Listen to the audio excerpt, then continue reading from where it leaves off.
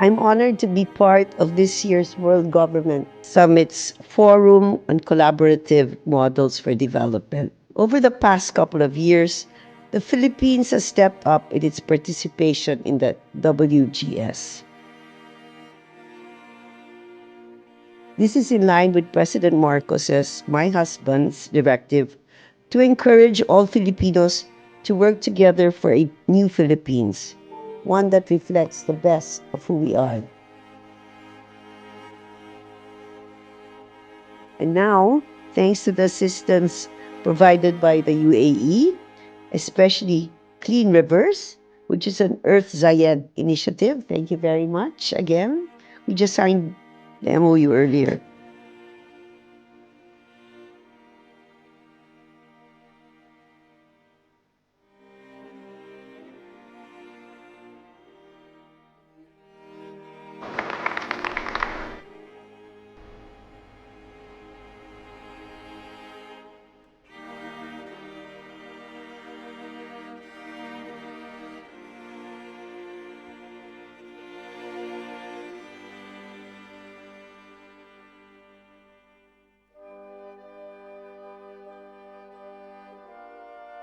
Climate change is not just about statistics.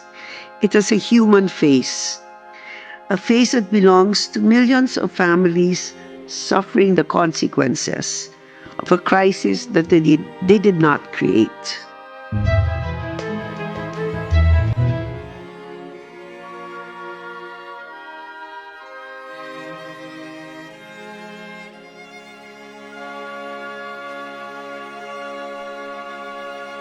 The unfortunate truth, however, is that no country can solve this crisis alone. We need global solidarity. I think we must all do our part, and we must do it together. Let's not wait for another crisis to force us into action. The time to act is now. Shukran. Excellencies, ladies and gentlemen, good morning. I'm truly honored to be part of this year's World Government Summit. Thank you for giving me a chance to lend my voice to this crucial discussion on climate change. You know, whenever I hear the term climate change, I find myself smirking, not because I take the issue lightly, but because my husband, President Marcos, takes it very seriously. He never misses a chance to lecture on the subject. So one day over lunch with my sons, my husband asked them, "Do you know just how serious climate change is?" And my eldest son immediately got his phone, consulted ChatGPT, and replied, "Dad, according to my friend Chat, it's unfair to lecture us about climate change. After all, this is a problem caused by your generation. And now our generation has to deal with the consequences." My husband was momentarily speechless. Then my other son chimed in and said, "And by the way, Dad, we shouldn't call it climate change. We should call it climate crisis." And they were right. We're indeed facing a crisis. And I'd like to share with you today some insights from our country, from where we sit. Our country is among the most vulnerable nations to climate change. For 3 consecutive years, we have been ranked the most at-risk country in the world by the World Risk Index, the most at-risk country.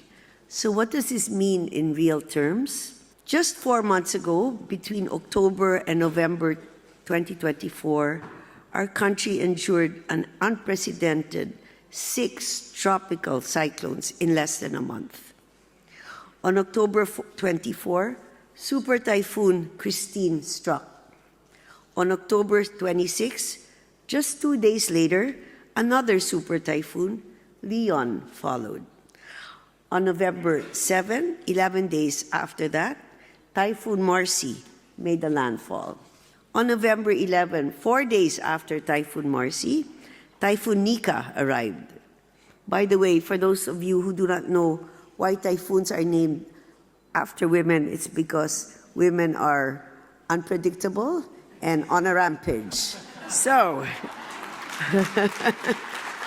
4 days after that, Typhoon Nika arrived, and on November 14, 3 days later, Super Typhoon Ophel struck. Wow, talk about rampage.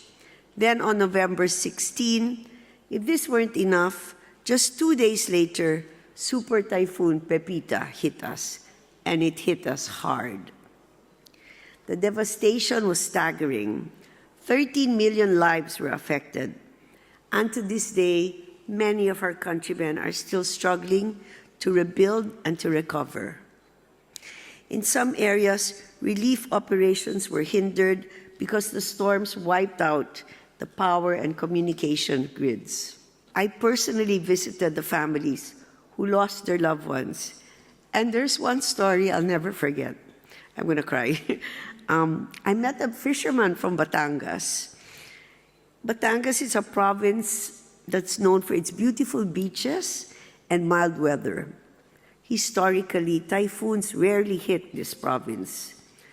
But last year, for the first time ever, a powerful typhoon caused relentless rainfall, triggering massive flooding and landslides. This fisherman, his name was Edwin Mendoza, saw a nearby house collapsing because of the raging river. And so he rushed over to save the people inside. They were submerged in water, they couldn't swim, so he rushed there to save them. He managed to rescue them, but when he returned home, he found his whole house buried in mud. His entire family was lost in the landslide. That's him over there. I met him a week after this incident, and he was still in shock. I'll never forget the look in his eyes. It was really, wow. I guess what I'm trying to say, apart from all the drama, is that climate change is not just about statistics. It has a human face, a face that belongs to millions of families suffering the consequences of a crisis that they did not create.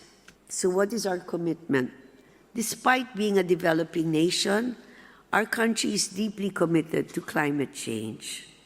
As part of our broader socio-economic transformation, we are working towards a 75% reduction in greenhouse gas emissions by 2030. We have also launched, or my husband has also launched, a national adaptation plan to strengthen the resilience of our communities, particularly in infrastructure and energy. The unfortunate truth, however, is that no country can solve this crisis alone. We need global solidarity. The time to act is now. Let's please harness innovation and collaborate across borders to develop real, lasting solutions. There's 3 things. The second, let us share our best practices and technologies to ensure a just energy transition. And lastly, let us please empower future generations with the knowledge and tools to tackle climate challenges head on. I think we must all do our part, and we must do it together. Let's not wait for another crisis to force us into action. The time to act is now. Shukran.